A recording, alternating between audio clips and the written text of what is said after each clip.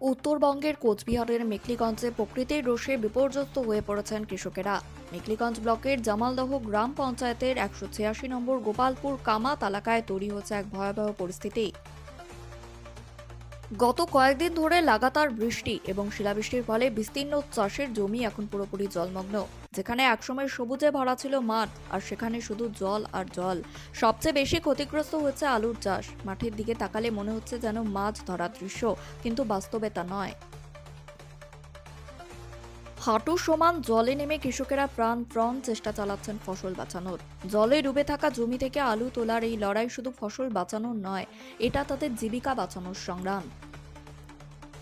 অনেক ক্ষেত্রে ইতিমধ্যেই পচে নষ্ট হয়ে গেছে বিপুল পরিমাণ আলু। শুধু আলুই নয়, তামাক, ভুট্টা সহ অন্যান্য ফসলও এই প্রতিকূল আবহাওয়ার ধাক্কায় মারাত্মকভাবে ক্ষতিগ্রস্ত হয়েছে।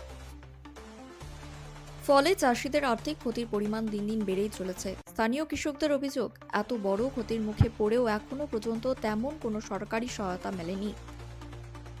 তাদের দাবি, দ্রুত ক্ষতিপূরণ ও সহায়তা না পেলে এই ক্ষতি সামলানো কার্যত অসম্ভব হয়ে পড়বে। প্রশ্ন উঠেছে, এই দুর্দিনে কৃষকদের পাশে কত দ্রুত দাঁড়াবে প্রশাসন?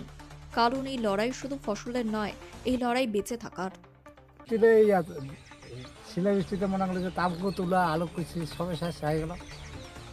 এলা তো মনে করে যে ঘর বাড়িও শেষ হয়ে গেল। ঘরেও সব ফুটো পুরো- হয়ে গেছে, ঘরের চালা ফুটো হয়ে গেছে। হ্যাঁ, তামাক কতগুলো করছেন? 1.5 বিঘা।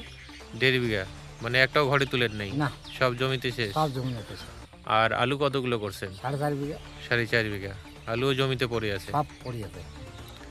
তো এখন কি বলবেন, এটা প্রশাসনের কাছে কি বার্তা দেবেন? প্রশাসন এলা কি চিন্তা ভাবনা করে এলা করুক। এলা না সামনে একটা মনে করেন যে ইয়ে পড়ে গেছে, হুম। কিছু যদি ব্যবস্থা বানিয়ে পড়ি পায় তো করুক। দাদার নামটা কি? সুভাষচন্দ্র রায়।